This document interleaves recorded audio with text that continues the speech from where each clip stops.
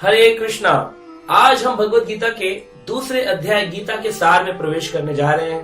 पहले अध्याय के श्लोकों में हमने सुना किस प्रकार से अर्जुन विफल हो गए थे कि मैं अपने परिवार के लोगों को कैसे मार दूं, मैं कैसे उनसे युद्ध करूं। लेकिन भगवान कह रहे हैं उनको कि तुम्हारे सामने अगर वो युद्ध की अभिलाषा से एकत्रित हुए हैं तो तुमको भी युद्ध करना चाहिए, अपने क्षत्रिय धर्म का पालन करना चाहिए।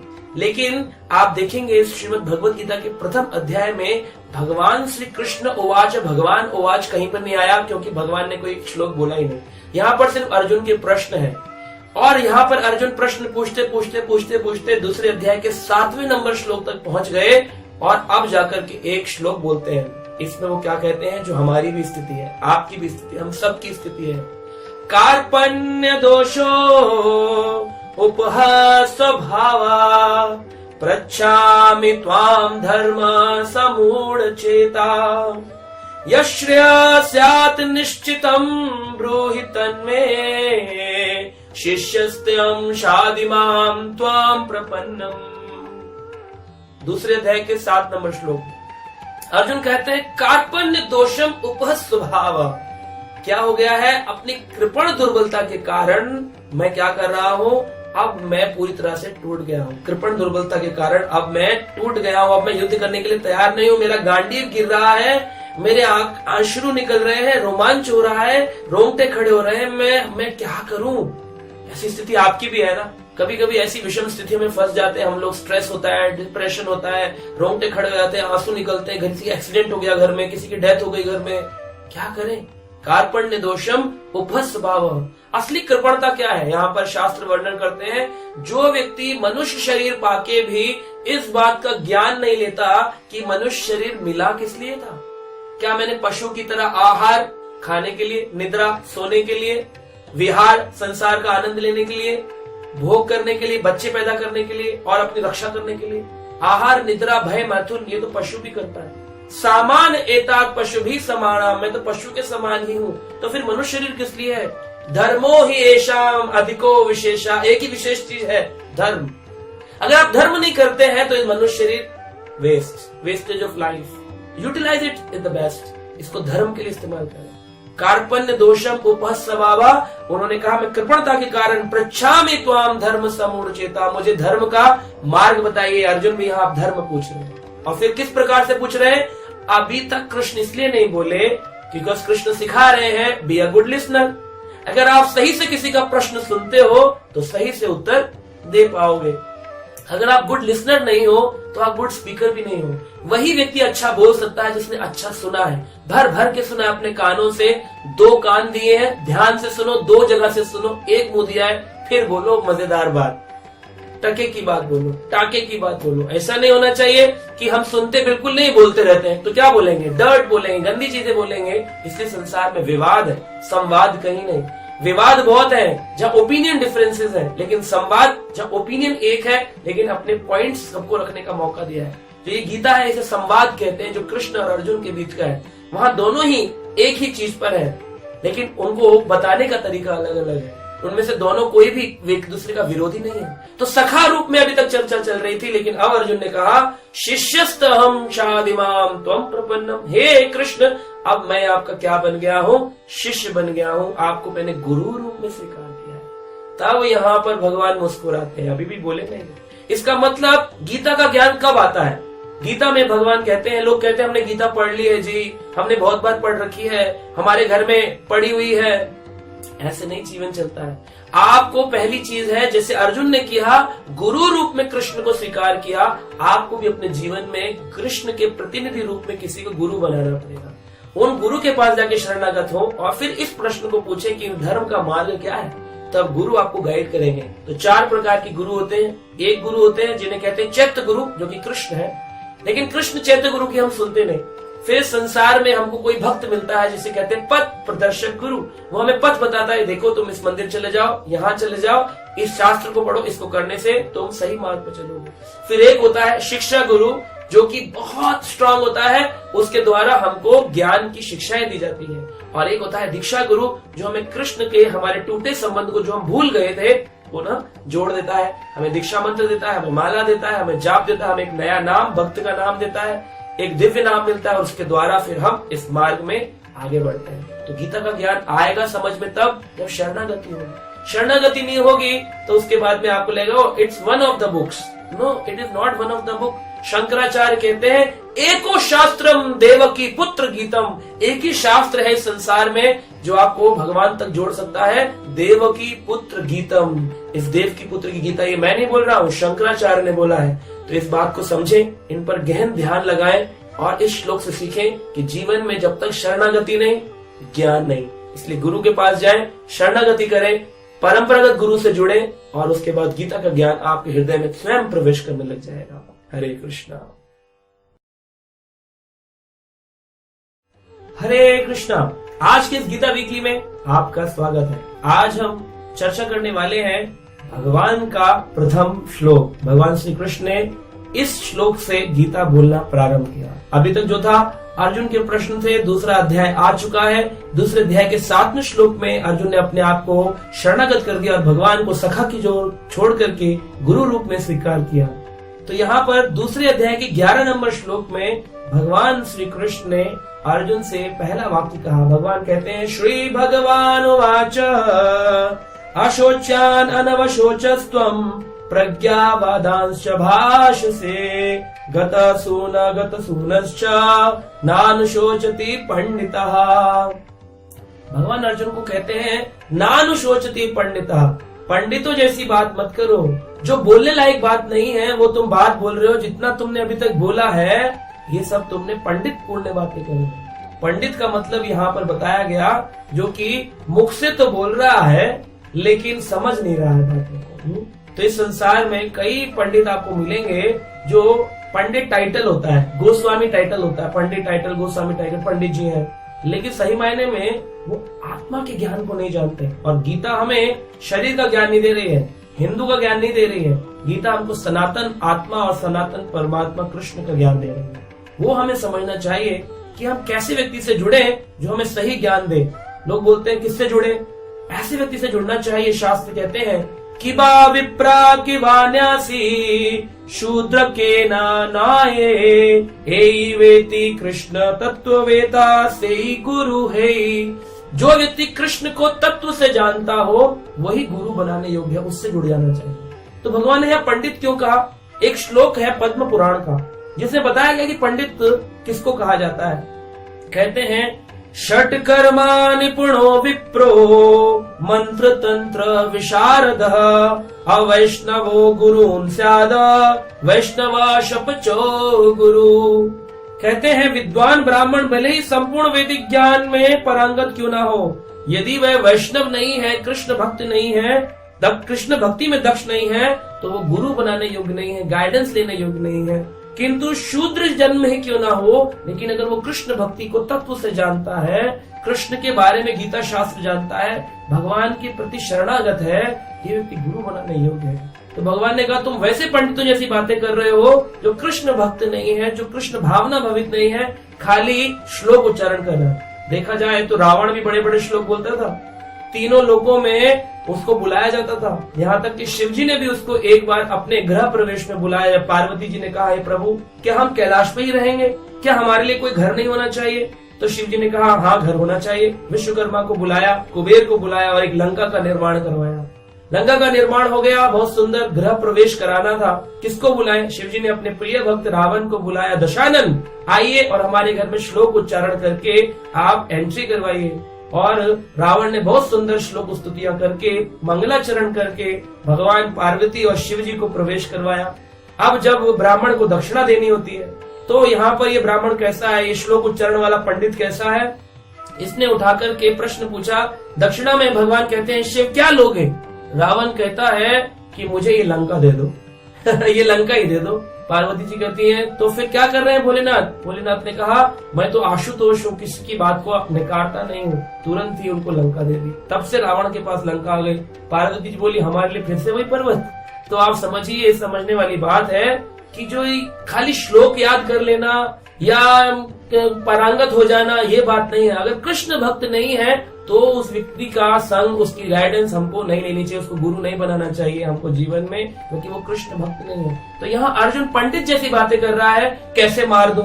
भगवान कह रहे हैं इनको क्या मार रहे हो, तो पहले ही मर चुके हैं, आज नहीं मरेंगे तो कल मरेंगे, क्योंकि जो मरता है वो तो शरीर है और ये सब तो सामने जो खड़ी आत्मा है और आत्मा कभी मरती नहीं। इसके ज्ञान को अगले श्लोकों में ध्यान पूर्वक आप सुनिएगा। अब शुरू होगा आत्मा का ज्ञान, जो कि बहुत बहुत बहुत मुख्य है। और अर्जुन को इसी बात पर भगवान मुस्कुरा रहे हैं कि पंडित जैसी बातें मत करो, बात करनी है तो ऐसी करो जैसे एक भक्त करता है, जैसी तुम मुझे गुरु मानते हो, मेरे शिष्य बन गए हो, वैसी बात करो। तो भगवान इसलिए यहाँ मुस्कुराते हुए इस श्लोक का उच्चारण करते हैं। आशा करते हैं आप समझ गए होंगे और देखते रहेंगे हमारा गीता वीकली। आत्मा सीरीज का इंतजार करिए, कंटिन्यू होने वाली है। हरे कृष्णा। हरे कृष्णा, आपका स्वागत है हमारे आज के इस गीता वीकली सीरीज में। आज हम भगवत गीता के एक महत्वपूर्ण श्लोक पर चर्चा करने जा रहे हैं, जो है श्रीमद् भगवत गीता के दूसरे अध्याय का 13 नंबर श्लोक। देहिनो अस्मिन् यथा देहे कौमारं यौवनं जरा तथा देहांतर प्राप्ति धीरस्तत्र न मुह्यति। तो यहां पर ये इतना सुंदर श्लोक है, भगवान श्री कृष्ण यहां वर्णन कर रहे हैं कि जो एक व्यष्टि आत्मा है, यानी कि हम जब अपने इस शरीर को धारण करते हैं तो आप देखेंगे यहां दो देह का चर्चा हुआ है। एक है देहिनो अस्मिन् यथा देह। देह मतलब ये शरीर। कभी कभी हम लोग बोलते हैं मेरे देह में दर्द है, मेरे शरीर में दर्द है। जैसे कि भगवान जो रामचंद्र जी थे, उनकी पत्नी सीता मैया, उनके पिता जनक महाराज, उनका एक नाम था वेदह और उनकी पुत्री सीता का नाम था वेदिही। क्योंकि वेदह इसलिए था, वो देह से परे थे, अपने देह पर जितने भी उनके हमारे शरीर में जो प्रॉब्लम्स आती है और हम उससे अटैच हो जाते हैं, उससे परे थे। वो अपनी इंद्रियों, अपनी सेंसेस पर पूरा कंट्रोल था, इसलिए उनका नाम था वे देह। तो देह शब्द शरीर के लिए इस्तेमाल हुआ है और देही यानी कि इसके अंदर रहने वाले हम आत्मा। तो देहिनो अस्मिन् यथा देह कौमारं यौवनं जरा। ये आत्मा जब शरीर धारण करती है तो 3 अवस्थाओं में जाती है। पहले कौमार अवस्था में, उसके बाद में यौवन अवस्था में, उसके बाद जरा यानी कि बुढ़ापे की अवस्था में। तो हम पहले बालकाल में होते हैं, फिर हम थोड़े जवान रहते हैं, उसके बाद हम बूढ़े के शरीर में रहते हैं। फिर कहते हैं कि कौमार यौवन जरा तथा देह अंतर प्राप्ति, और फिर ये आत्मा, ये व्यष्टि आत्मा दूसरा शरीर धारण कर लेती है। लेकिन धीरस तत्र न मुह्यति। धीरवान व्यक्ति जो है वो व्यक्ति मोहित नहीं होता है इस परिवर्तन से। लेकिन हम अधिकतर देखते हैं कि मृत्यु को लेकर के लोग बहुत ज्यादा चिंतित रहते हैं कि मेरी मौत कैसे होगी, क्या मैं मर जाऊंगा, या हमारे किसी पारिवारिक व्यक्ति का अगर निधन हो जाए तो हम बहुत दुखी हो जाते हैं। क्योंकि इसके पीछे का कारण है हम आत्मा के ज्ञान को जानते नहीं हैं। तो यहां पर श्लोक संख्या 12 से लेकर के और 30 श्लोकों तक दूसरे अध्याय में आत्मा के विशेष गुणों का वर्णन किया गया है। तो हम इसको बड़े ध्यान से इसको समझना चाहिए। तो इसमें कहा गया कि हम 3 अवस्थाओं में इस शरीर को लेकर के जाते हैं, बाद में ये दूसरे शरीर में आत्मा प्रवेश कर जाती है। तो कई बार लोग सोचते हैं कि इस शरीर में क्या सिर्फ आत्मा रहती है, जैसे लोग कहते हैं मैं ही भगवान हूं। तो हमें ये समझना चाहिए कि मैं ही भगवान बन जाऊंगा अगर ध्यान लगाऊंगा, तो ये बात गलत है। क्योंकि इस शरीर में आत्मा और साथ में परमात्मा दोनों रहते हैं। तो कई बार लोग बोलते हैं व्यष्टि आत्मा मैं हूं और साथ में परमात्मा। हाँ, परमात्मा एक चिड़िया के समान है जो कि ध्यान पूर्वक साक्षी के रूप में हमारी हर क्रिया को देख रहा है, जिसका विशेष वर्णन हम इस भगवत गीता के 13वें अध्याय में जब हम आएंगे तब हम करेंगे कि आत्मा और परमात्मा किस प्रकार से हमारे हृदय में विराजमान है। परमात्मा बैठ करके इस आत्मा के द्वारा करी गई जितनी भी इच्छाएं हैं और इस शरीर के द्वारा करी गई जितनी भी क्रियाएं हैं, सबको देख रहे हैं, सबको ध्यानपूर्वक रख रहे हैं, सबका वो एक लेखा जोखा बना रहे हैं, इस व्यक्ति ने क्या क्या किया। तो धीरवान व्यक्ति वो है जो मोहित नहीं होता इस प्रकार के परिवर्तन से। अगर आज हम आपसे कहें कि आप में कोई परिवर्तन नहीं हुआ है, आदमी बोलता है मृत्यु के समय आत्मा शरीर छोड़कर चली जाती है। अच्छा, आपसे मैं प्रश्न पूछता हूं, आप मुझे अपने 5 साल वाला शरीर दिखा सकते हैं जब आप 5 वर्ष के थे? कहां गया वो? फोटोग्राफ में है, वो चला गया। अब हमारा शरीर परिवर्तित हो चुका है क्योंकि आत्मा धीरे सूक्ष्म परिवर्तन कर रही है। साइंस भी कहती है कि हर 7 साल में हमारे बॉडी के सारे सेल्स ट्रांसफॉर्म हो जाते हैं, बदल जाते हैं और हम एक नया रिजनरेटेड शरीर प्राप्त करते हैं। तो इस प्रकार से ये समझने वाली बात है। आप देखिए तो भगवान कृष्ण जो है वो उपदेशक है इस ग्रंथ के, भगवत गीता के, और इसको श्रवण करने वाले शिष्य हैं, उपद्रष्टा है अर्जुन। तो हम कभी भेद ना समझें इस बात में कि अरे अर्जुन और कृष्ण तो मित्र थे, नहीं, कृष्ण परमात्मा का स्वरूप है और अर्जुन जो है वो एक भक्त का स्वरूप है। तो ये बात हमको समझनी चाहिए कि कृष्ण भगवान है और अर्जुन उनके भक्त हैं। जैसे उदाहरण में आप समझ सकते हैं, आप कहेंगे कि भगवान और भक्त दोनों एक साथ कैसे आ गए। जैसे अगर हम एक उदाहरण ले आसमान का, आसमान को जब प्रतिबिंब होता है इस जल, किसी जलाशय में देखें तो हम देखते हैं तारे भी नजर आ रहे हैं और साथ में सूर्य चंद्रमा भी नजर आ रहे हैं। तो सूर्य को अगर हम भगवान के रूप में समझें और तारों को हम भक्त लोगों के, जीवात्माओं के रूप में समझें, तो आकाश जो है वो भगवान का धाम है और उसका प्रतिबिंब ये भौतिक जगत है।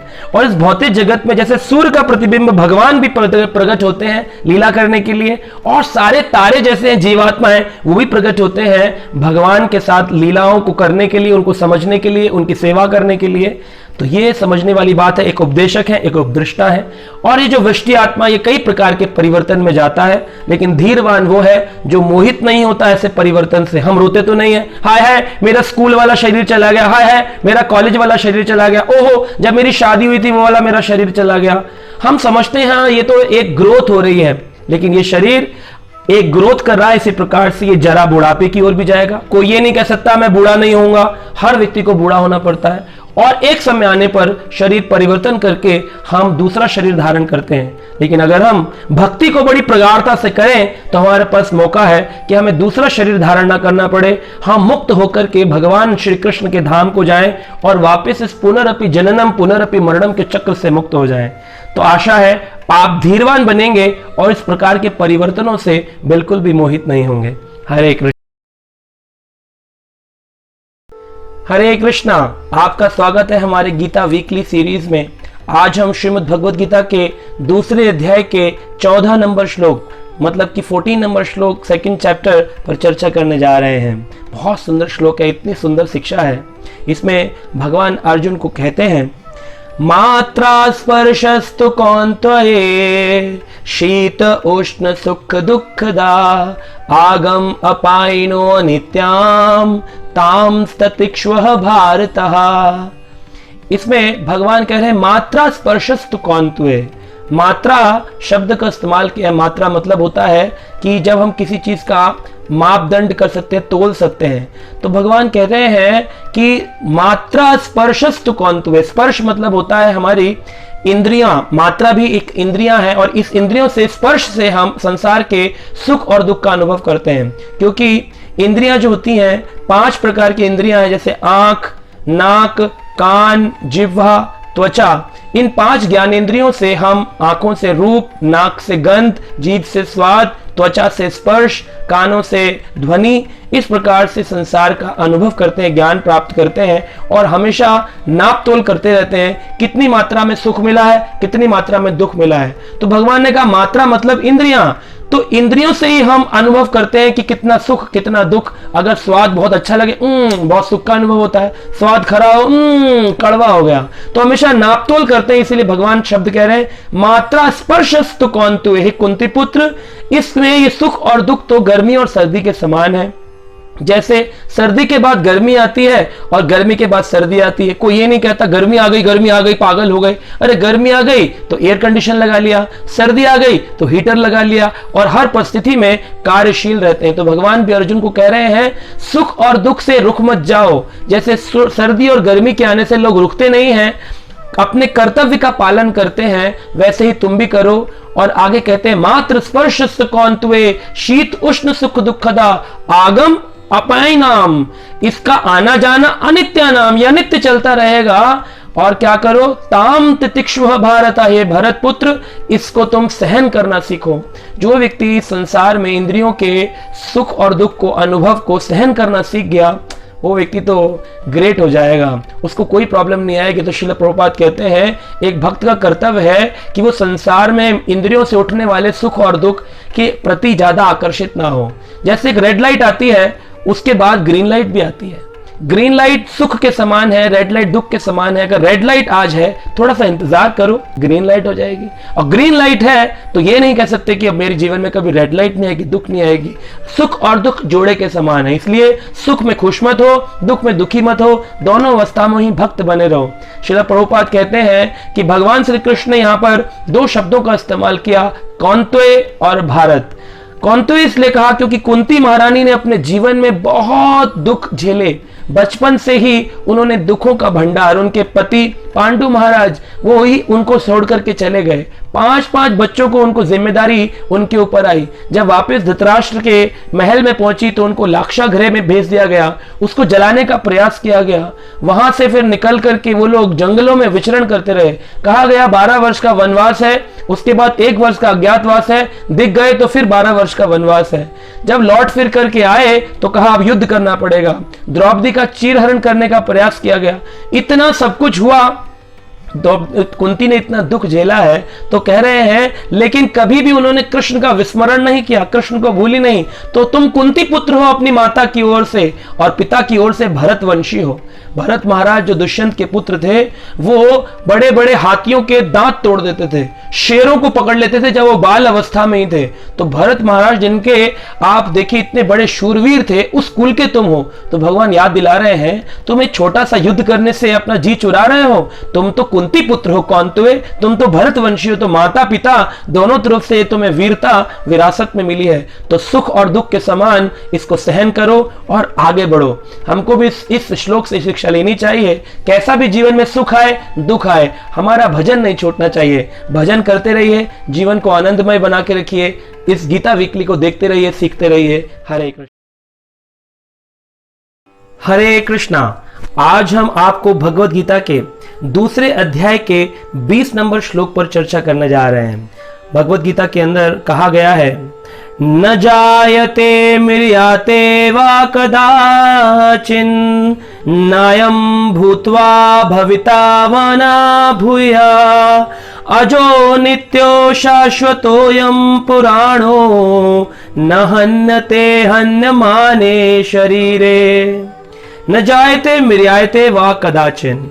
कहा गया है आत्मा, जैसी कि हमारी सीरीज चल रही है गीता वीकली में आत्मा की, आत्मा जो है उसका ना तो जन्म होता है ना इसकी मृत्यु होती है।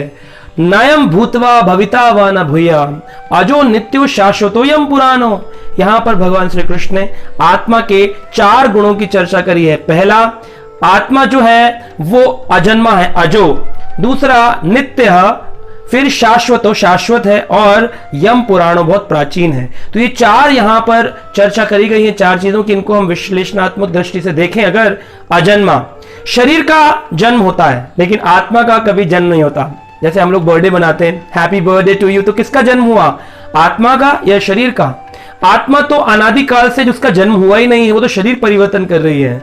हम जब भी कहते हैं कि मां गर्भस्थ हो गई, इसका मतलब उस रात्रि आत्मा उस गर्भ में प्रवेश कर गई है। पहले 5 रात्रि में पदार्थ जो है वो तरल बुलबुले के समान बन जाता है और 10 दिन में ये एक बेर का रूप ले लेता है। और वही आत्मा 1 मास में सिर को बना लेती है और वही आत्मा 2 महीने में हाथ पैर आदि को बनाती है और 3 महीने के अंदर नाखून, हड्डी और वगैरह वगैरह सभी चीजें उत्पन्न होती हैं। तो 3 महीने में पूर्ण रूप से शरीर बन जाता है और फिर धीरे धीरे उसके अंदर ज्ञान आना उत्पन्न होता है। तो इस प्रकार से आत्मा पहले प्रवेश करती है गर्भ में, उसके बाद शरीर परिवर्तन होता है। कई बार लोग सोचते हैं कि नहीं नहीं, आत्मा तो बाद में आती है जब व्यक्ति गर्भस्थ हो जाती है स्त्री। नहीं नहीं, ऐसा नहीं है। आत्मा पहले प्रवेश करती है, फिर ऐसे परिवर्तन आने शुरू होते हैं। इसलिए आत्मा अजन्मा है, आत्मा का जन्म नहीं हुआ। दूसरा है, आत्मा नित्य है। तो शरीर में तो परिवर्तन हो रहे हैं लेकिन आत्मा में कोई परिवर्तन नहीं होता। आत्मा नित्य जैसी है, सच्चिदानंद वैसी ही बनी रहती है। शरीर में कैसे परिवर्तन है? भगवत गीता में 6 परिवर्तनों की चर्चा है। जो हमारा शरीर 6 परिवर्तनों में जाता है। इसका जन्म होता है शरीर का, शरीर कुछ समय तक यथारूप बना रहता है, उसके बाद शरीर बढ़ने लग जाता है, ग्रो करता है। फिर शरीर आगे उत्पन्न करता है पुत्र पुत्री संतान, फिर क्षीण होता है, बूढ़ा होता है और उसके बाद में समाप्त हो जाता है। एक दिन उसका अंतिम संस्कार होता है। किसका हुआ? शरीर का। आत्मा यथारूप जैसी पहले दिन थी वैसी बनी रहती है। तीसरा गुण है आत्मा का, आत्मा शाश्वत है। बार बार शरीर तो बदल रहे हैं लेकिन आत्मा नहीं बदल रही है, आत्मा वही की वही है। जैसे कुछ लोगों ने, डार्विन थे, उन्होंने एक थ्योरी दे दी कि हमारे पूर्वज बंदर थे, तो श्रील प्रभुपाद हंस करके कहते थे डार्विन के होंगे, हमारे नहीं।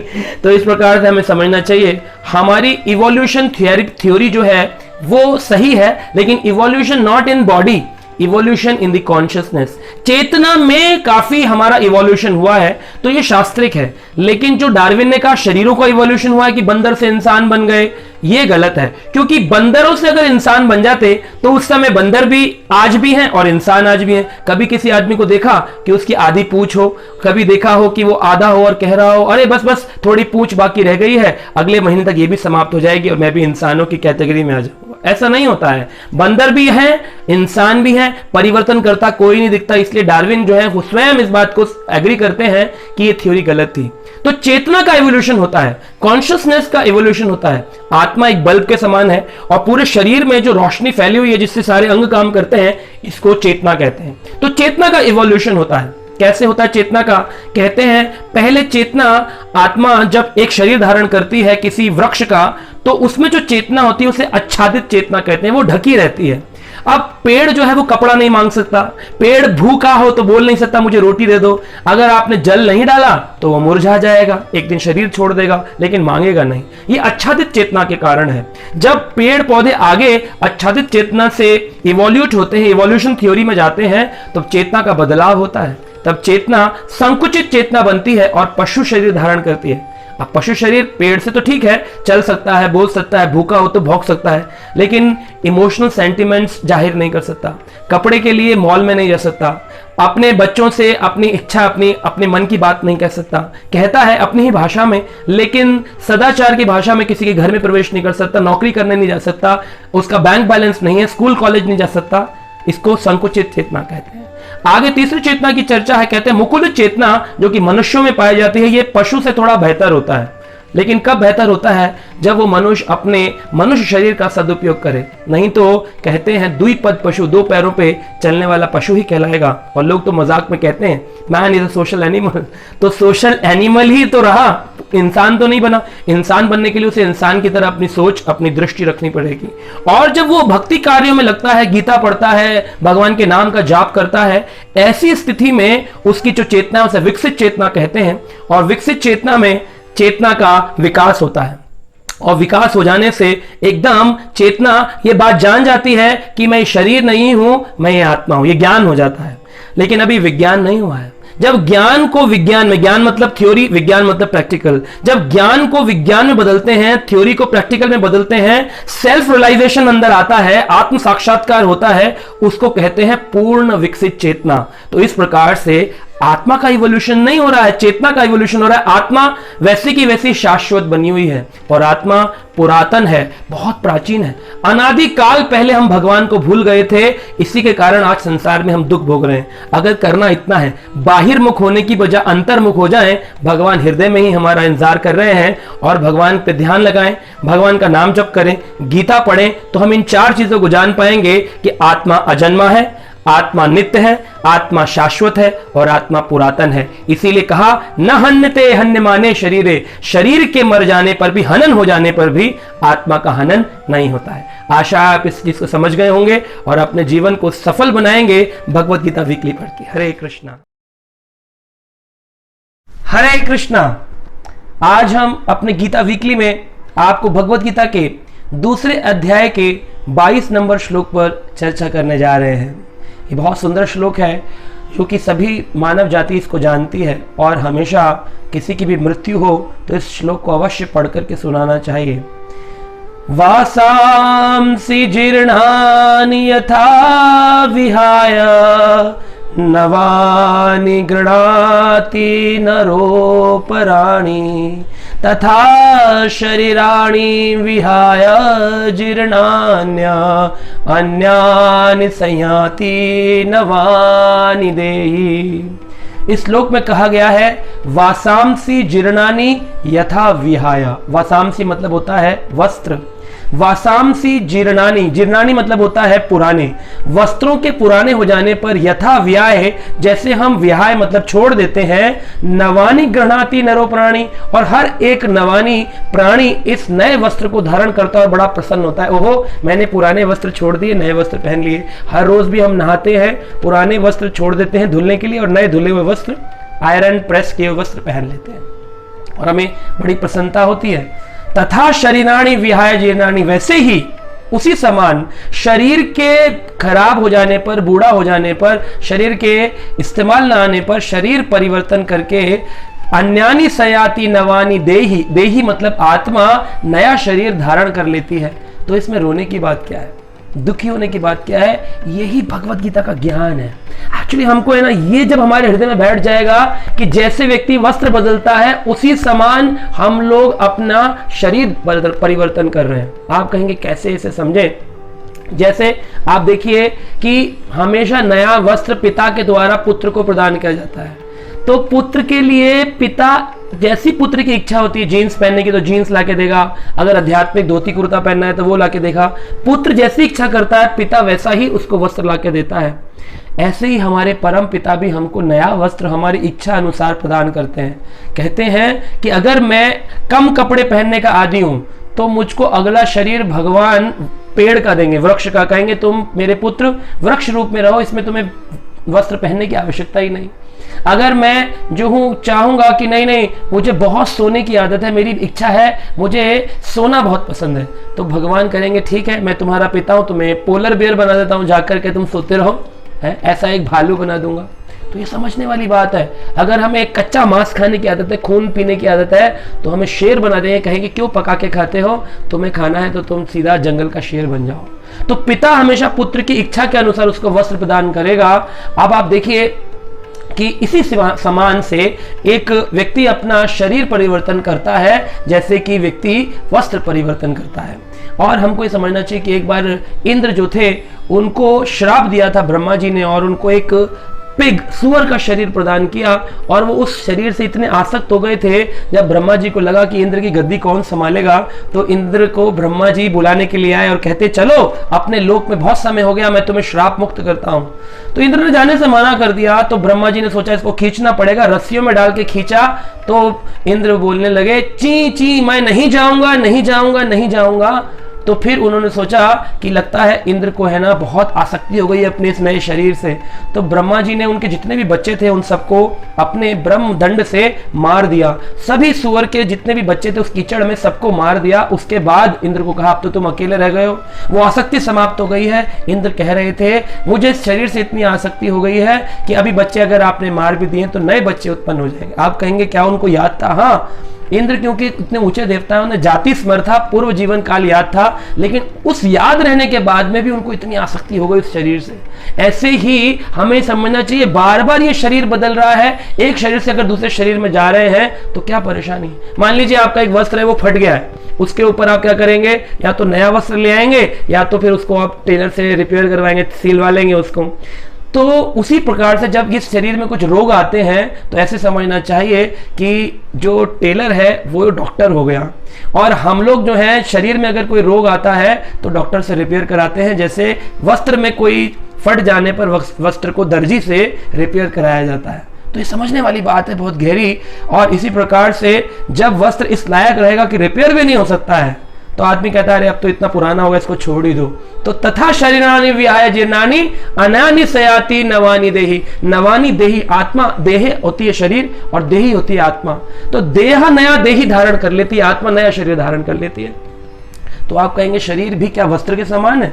हाँ, हम भगवान के धाम में आत्मा रूप में रहते हैं, सच्चिदानंद आत्मा, सच्चित और आनंद आत्मा। ये आनंद आत्मा जो है भगवान का अंश है। भगवान कहते हैं मामेव अंशः, मेरा ही अंश है ये जीवात्मा।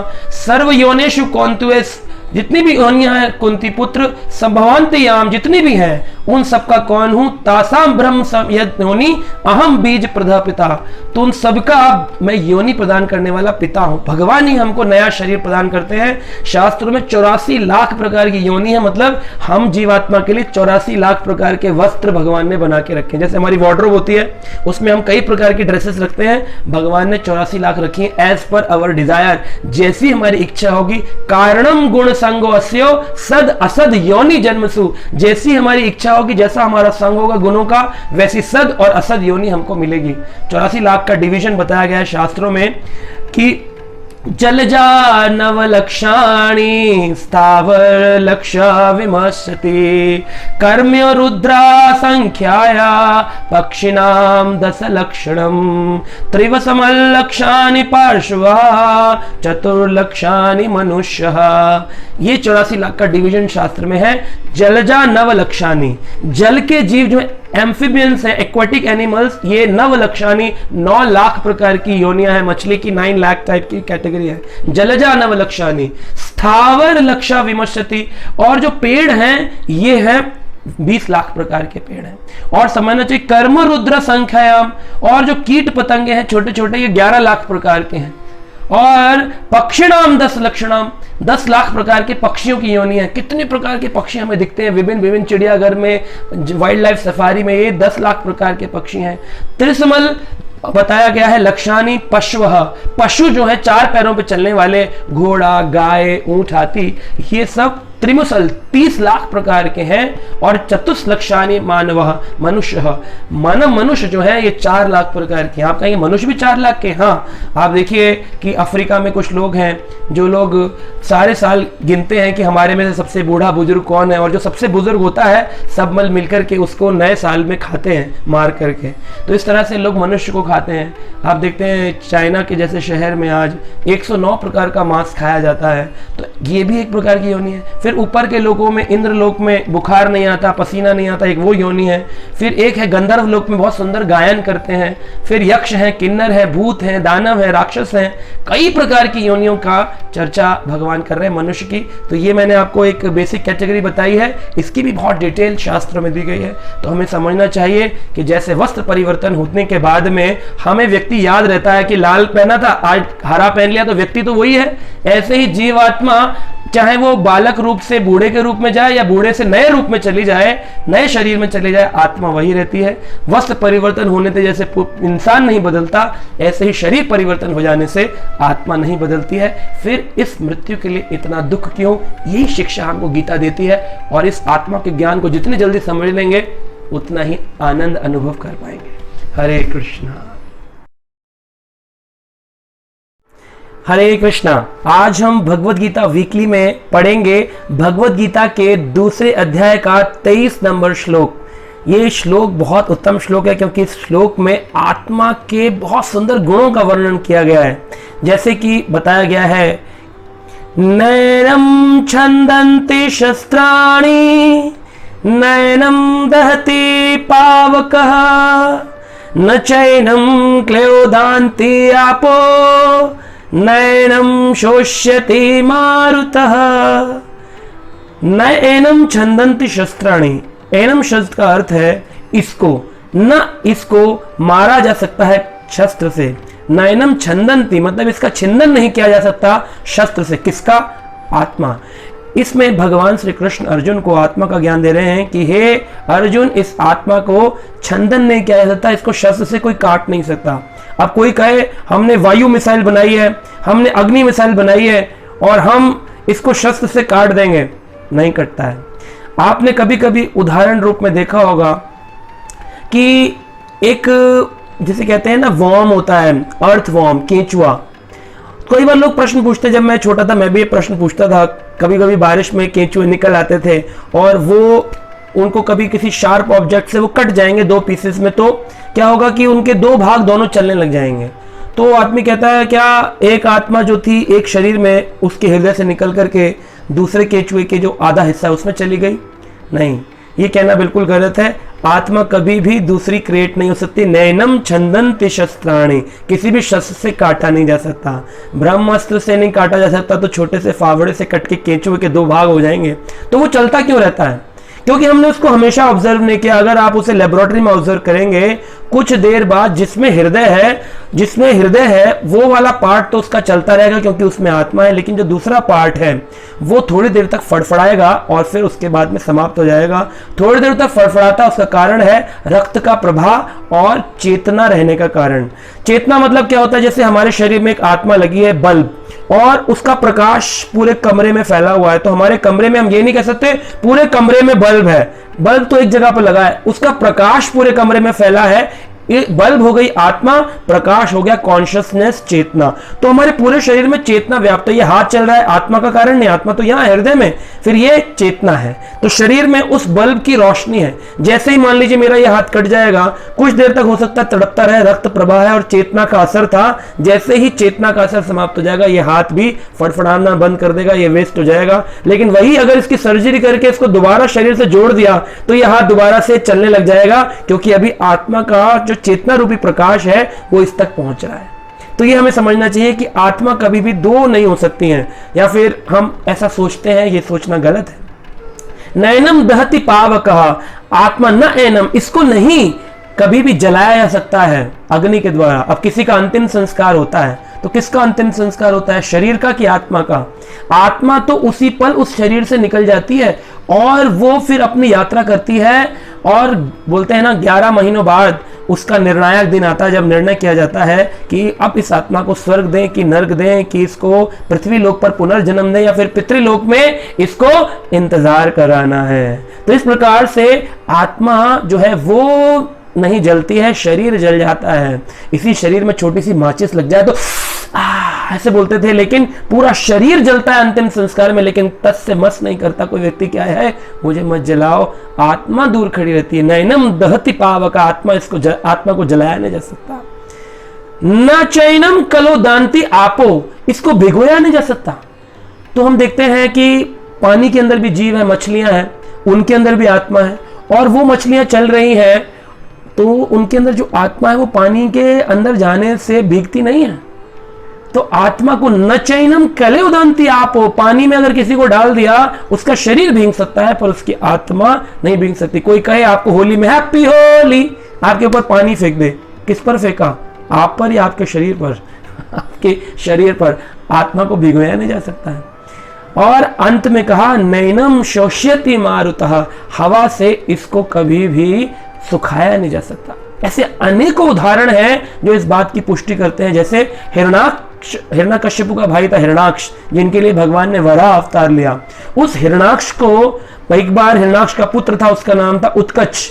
वो उत्कच इतना निकृष्ट था कि सभी ऋषि मुनियों को परेशान करता था। एक दिन पहुंच गया लोमेश ऋषि के आश्रम में, उन्हें परेशान करने लगा। उन्होंने कहा बहुत परेशान करता है, तेरा ये शरीर ही विनाश हो जाए। लेकिन करोड़ों वर्ष तक वो जीवित रहा, और उसने फिर जब प्रार्थना करी मेरी मुक्ति कैसे होगी, बोले भगवान कृष्ण के जब चरण लगेंगे तभी तेरी मुक्ति होगी। तो वो चाक्षुष मनवंतर में जन्म लिया था, और ये वैवस्वत मनवंतर जो चल रहा है इसकी भी 28 चतुर्युगी जब बीत गई थी तब जाकर के वो उत्कच कंस का मित्र बना।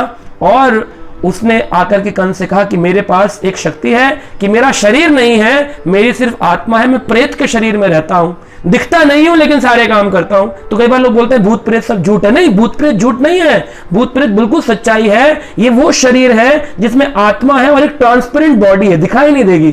तो ये शास्त्रिक बात है, बिल्कुल पुराण में लिखा है, गर्ग संहिता के अंदर आता है कि जो उत्कर्ष था ये ट्रांसपेरेंट बॉडी में चलता था। और इसने क्या किया, भगवान श्री कृष्ण के जन्म उत्सव बनाने के लिए उनके यहाँ पर एक शकट रखा गया था। शकट मतलब होता है बैलगाड़ी, और उसमें खूब सारा सामान था, दही और पूड़ियां, सब्जियां, खूब सारा सामान बैलगाड़ी पे भरकर आया था। और यशोदा मैया ने कान्हा को तैयार करके बाहर लेटा दिया था उस बैलगाड़ी के नीचे, जिसे शकट कहते हैं। और इस असुर ने उस बैलगाड़ी में घुसकर कृष्ण को मारने की कोशिश करी, पर कृष्ण तो परमेश्वर है, ब्रह्मांड नायक है, पर ब्रह्म है। भगवान ने कहा ओ उत्कच आ गए, तो भगवान ने देखा कि सारे परिवार के लोग तो यशोदा माई को बधाई देने के लिए अंदर चले गए और मैं तो बाहर लेटा हुआ हूं, तो भाई मेरा तो ये सही नहीं हुआ, जिसके लिए सेलिब्रेशन के लिए आया मुझसे तो मिले नहीं, अंदर चले गए। तो भगवान ने सबका ध्यान आकर्षित करने के लिए पाद प्रहार किया, अपने पैरों को बस स्पर्श किया था, वो शकट हवा में ऐसे उड़ता चला गया और धम से नीचे आके गिरा, चकनाचूर हो गया और असुर का वध हो गया। शकट असुर बोलते शकटासुर। तो शकट में जो असुर था वो उत्कच था, जो करोड़ों वर्षों से जीवित था अपने वायु शरीर के अंदर, अपने ट्रांसपेरेंट बॉडी के अंदर। तो प्रेत का शरीर होता है। तो ये प्रेत का शरीर मिलता है अधिकतर उन लोगों को जो भगवान की सेवा नहीं करते हैं या फिर सुसाइड कर लेते हैं, ऐसे लोगों को प्रेत का शरीर मिलता है। आप कहेंगे सुसाइड करने से कैसे मिलता है? मान लीजिए किसी को 50 साल के लिए शरीर मिला है भगवान के द्वारा उनकी सेवा में लगाने के लिए, लेकिन लोग कहते हैं नहीं नहीं मेरी इच्छा पूर्ति नहीं हुई, मैं तो है ना सुसाइड कर लूंगा, आत्महत्या कर लूंगा। अब 50 साल के लिए मिला था और आपने 25 साल पे सुसाइड कर लिया, तो अगले 25 साल तक ये आत्मा ट्रांसपेरेंट बॉडी में रहेगी, प्रेत शरीर में। और फिर जब 50 साल पूरे हो जाएंगे उसके बाद ही मुक्त होकर के दूसरा शरीर मिल सकता है, उससे पहले नहीं मिलेगा। अरे इतना क्यों फंसते हो इन चक्रों में? भगवान का नाम लो और इसी शरीर में भगवान के धाम को चले जाओ। काहे को इस जन्म मृत्यु के चक्र में फंसना? आशा करते हैं आप इस श्लोक को समझ गए होंगे। पढ़ते रहिए, सुनते रहिए गीता वीकली। हरे